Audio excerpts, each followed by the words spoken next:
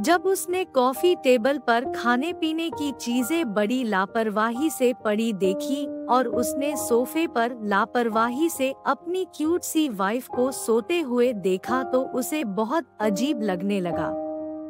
वह मन में बोला, मैं तो सोच रहा था कि छोटी गिलहरी मेरा बेसब्री से वेट कर रही होगी, लेकिन यहाँ तो वो मजे से खा पीकर सो गई है और मैं पहली बार अपनी मीटिंग को इतनी जल्दी खत्म करके आया।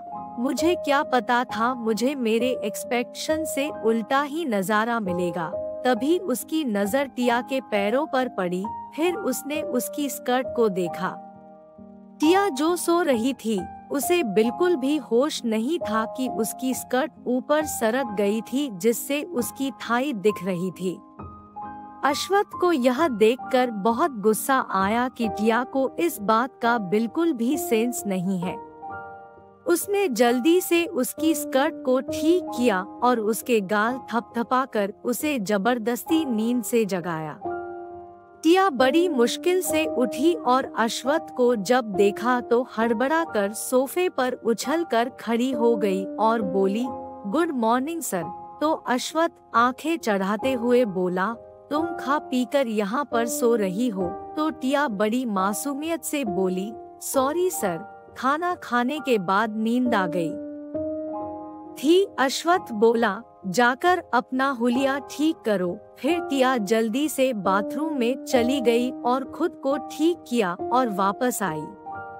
अश्वत्थ ने उसके आने तक कॉफी टेबल साफ करवा लिया था। अश्वत्थ अपनी चेयर पर बैठा था और टिया को ही घूर रहा था। टिया तो डर ही गई थी। अश्वत्थ ने उसे हाथ से अपने पास आने का इशारा किया।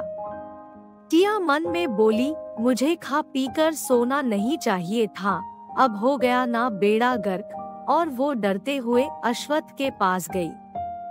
अश्वत्थ ने अपने लंबे हाथों से उसकी कमर को पकड़ लिया और अपनी गोद में उसे बिठाया। टिया मन ही मन भगवान से प्रे कर रही थी कि अश्वत्थ उसे कोई पनिशमेंट ना दे दे या फिर उससे उसका 1 करोड़ का कर्जा ना मांग ले।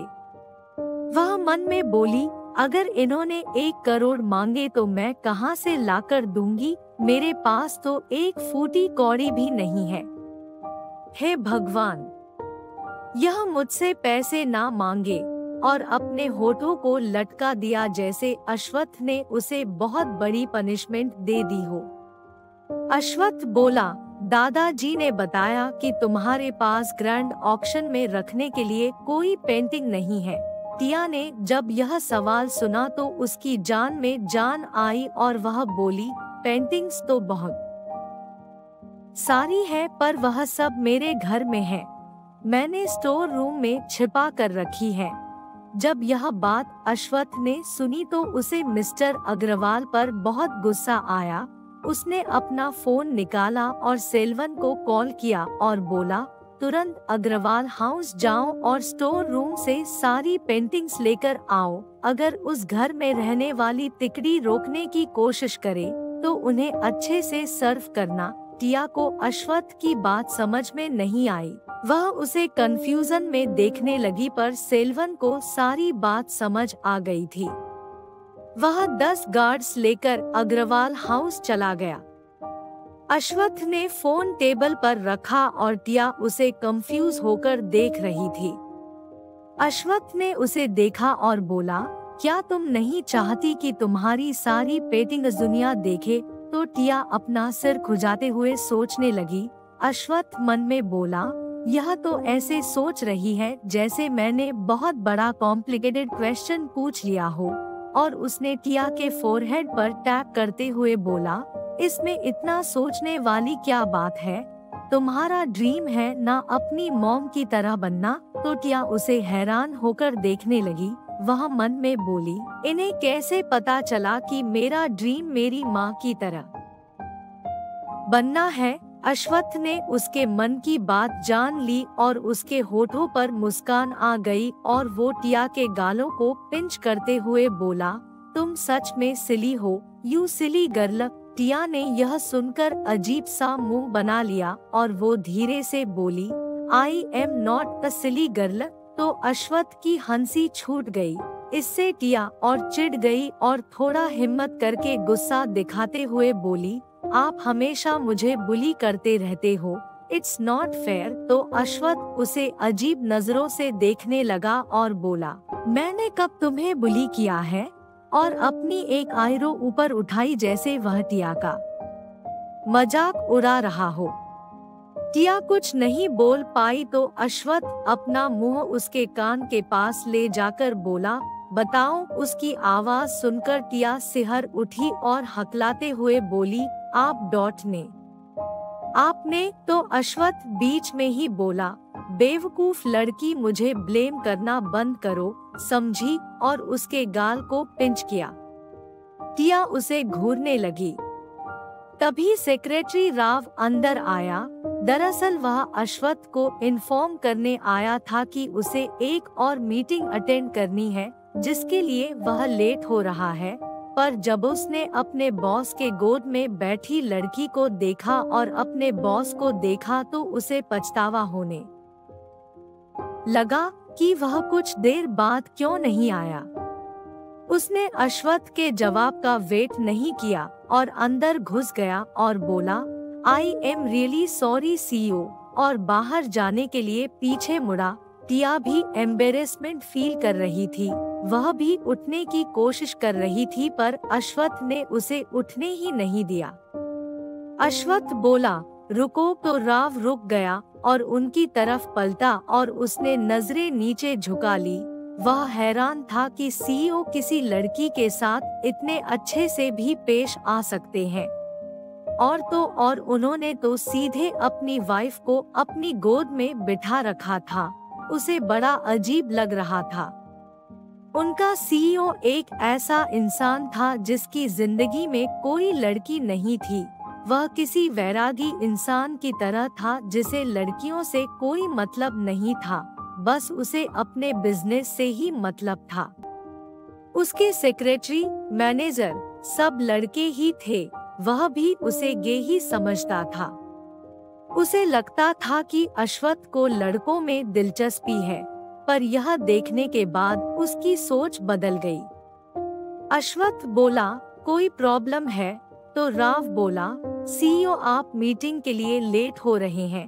तो अश्वथ ने अपनी रिस्ट वॉच देखी और बोला, ठीक है जाओ मैं आता हूँ। फिर राव यह सुनते ही रफू चक्कर हो गया और अश्वथ ने फाइनली टिया को छोड़ा।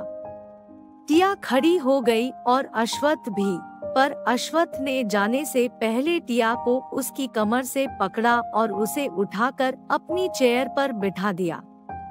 टिया हैरान होकर देख रही थी। अश्वथ बोला, मेरे आने तक यहीं बैठे रहना, इधर उधर जाने की कोई जरूरत नहीं है। अगर तुम बोर होने लगो तो यहाँ पर तुम्हारे लिए कुछ ब्लैक पेपर है और कलर्स भी, तो तुम ड्राइंग कर सकती हो, पेन भी है, कुछ लिख भी सकती हो या फिर चाहो तो बुकशेल्फ से कोई बुक पढ़ सकती हो। तो टिया ने टेबल पर एक फाइल जैसा डॉक्यूमेंट देखा। अश्वथ ने उसी में बहुत सारे ब्लैंक पेपर और कलर पेंसिल्स रखवाए थे। टिया ने हाँ में सिर हिलाया। फिर अश्वथ उसके सिर को सहलाते हुए बोला, अगर कुछ चाहिए हो तो मेरे इंटरकॉम से ऑर्डर दे देना। टिया बोली, हाँ। फिर अश्वथ चला गया और टिया एक डिसिप्लिनर्ड स्कूल गर्ल की तरह चुपचाप चेयर में बैठी रही। टिया ने अपने फोन में गेम खेलना शुरू कर दिया। वह रॉयल प्रिंसेस रन खेल रही थी। काफी देर तक गेम खेलने के बाद वह बोर होने लगी। फिर उसने अपना फोन रखा और फिर वह फाइल खोली जिसमें ब्लैंक पेजेस थे। उसने कलर पेंसिल्स के पैकेट को खोला और फिर एक ब्लैंक पेज पे ड्राइंग करने लगी। वह स्केच बना रही थी, वह भी अपने हस्बैंड का। वह पूरी कंसंट्रेशन के साथ स्केच बना रही थी। तब तक लंच टाइम हो गया था। ऑफिस का सारा स्टाफ कैंटीन में लंच करने के लिए जाने लगा। तभी रिलेशनशिप डिपार्टमेंट की मैनेजर मंदिरा एक फाइल लेकर सीईओ के केबिन की तरफ आने लगी। सेक्रेटरी डिपार्टमेंट को साफ साफ अश्वत्थ ने कहा था कि कोई भी उसकी गैर मौजूदगी में उसके केबिन में ना जाए। वह जानते थे कि अश्वत्थ का आर्डर ना फॉलो करने का अंजाम क्या हो सकता है। नैना और राव जल्दी से मंदिरा के पास गए और उसे गुड आफ्टरनून विश किया। नैना बोली, मैनेजर मंदिरा, आप सीईओ की केबिन में क्यों जा रही हैं? आपको पता है ना, उन्हें बिल्कुल पसंद नहीं कि कोई उनके बुलाए बिना उनके केबिन में जाए। तो मैनेजर मंदिरा, जो किसी एक्ट्रेस से कम खूबसूरत नहीं थी, वह हंसते हुए बोली, सेक्रेटरी नैना, शायद तुम भूल रही हो, सीईओ को बाकरियों का इस तरह आना पसंद नहीं। मेरा है और मैं तो काम से आई हूँ। तो राव बोला, सीईओ तो मीटिंग रूम में है, आप केबिन में क्या करेंगी? तो मंदिरा बोली, ऑफ कोर्स वेट करूंगी। नैना और राव ने उसे रोकने की बहुत कोशिश की, लेकिन मंदिरा ने उनकी एक नहीं सुनी और अंदर चली गई। मंदिरा की फैमिली का स्टेटस बहुत बड़ा था, वह भी हाई सोसाइटी से बिलोंग करती थी और वह अश्वत्थ को बहुत पसंद करती थी। उसका दिल जीतने के लिए ही उसने आर्यन कॉरपोरेशन को ज्वाइन किया था। वह रिलेशन डिपार्टमेंट की मैनेजर थी। वह सच में काबिल थी। जैसे ही मंदिरा अंदर गई, उसकी नजर टिया पर पड़ी। टिया ने उसे अंदर आते हुए नहीं देखा, वह तो स्केच बनाने में लगी थी। मंदिरा ने जब अश्वत्थ के चेयर पर एक लड़की को बैठे देखा और एक डॉक्यूमेंट फाइल के पेपर पर पेंसिल से कुछ करते देखा, तो उसे बहुत गुस्सा आया। यह बात सबको पता थी कि अश्वत्थ की वाइफ आई है, पर रिलेशन डिपार्टमेंट वालों को इस बात की बिल्कुल भी खबर नहीं थी। मंदिरा गुस्से में चिल्लाकर बोली, हाउ डेयर यू, तुम हो कौन और तुम्हारी हिम्मत कैसे हुई प्रेसिडेंट अश्वत्थ की चेयर में बैठकर उनकी इम्पोर्टेंट फाइल के साथ खेलने की? जब टिया ने आवाज सुनी तो वह एकदम से चौंक गई और उसने सिर उठाकर देखा। मंदिरा उसे देखकर बोली, दिखने में तो तुम कोई कॉलेज की लड़की लगती हो, तुम्हारी इतनी औकात कि तुम सीईओ की चेयर पे बैठो, चलो खड़ी हो। टिया डर गई थी, वह उठ ही रही थी कि उसे अश्वत्थ की बात याद आई कि चेयर से बिल्कुल नहीं उठना है। वह वापस बैठ गई। मंदिरा खुद आगे बढ़ी टिया को चेयर से उठाने के लिए। उसे बहुत गुस्सा आ रहा था कि उसके कहने पर भी टिया चेयर से नहीं उठ रही थी। वह उसका हाथ पकड़कर उसे चेयर से खींचते हुए बोली, तुम हो कौन जो प्रेसिडेंट की चेयर पर बैठी हो? अगर उसकी कोई फ्रेंड भी हो तो क्या तुम्हें यह नहीं पता कि जब अश्वत्थ को यह बात पता चलेगी कि तुम उसकी गैर मौजूदगी में उसकी चेयर पर बैठी थी और उसके डॉक्यूमेंट फाइल में पेंसिल से कुछ उटपटांग ड्राइंग बना रही थी, तो वो कितना गुस्सा होगा? क्या तुम बेवकूफ हो जो एक इम्पोर्टेंट फाइल के पेपर में यह सब कर रही हो? क्या तुम्हें इतनी भी समझ नहीं है? क्या तुम अंधी हो? उसके चिल्लाने से टिया को भी गुस्सा आ रहा था कि वह लड़की उस पर ऐसे क्यों चिल्ला रही है।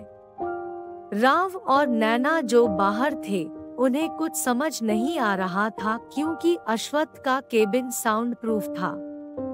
मंदिरा टिया को खींचकर चेयर से बाहर निकालने की कोशिश करने लगी। टिया, हेलो दोस्तों, अगर आप नए हो तो हमारे चैनल को सब्सक्राइब जरूर कर ले और बेल आइकन को जरूर दबा दे ताकि नए वीडियो आप तक पहुंच सके। धन्यवाद।